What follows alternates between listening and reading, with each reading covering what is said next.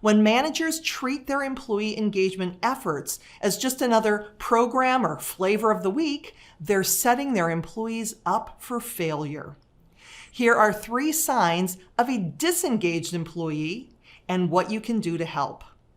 Lack of initiative. If your employees are not showing initiative or go the extra mile, they may not be engaged. Look for ways to challenge them to do their best.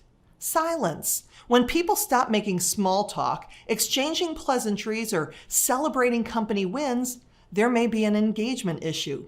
Have a one-on-one chat to see what's going on in their world. And lack of learning. When employees stop wanting to learn and grow in their role, their lack of interest may be a sign of disengagement. Ask what tools would make their jobs easier for them. When you use engage as a verb, you'll keep your top talent from becoming someone else's.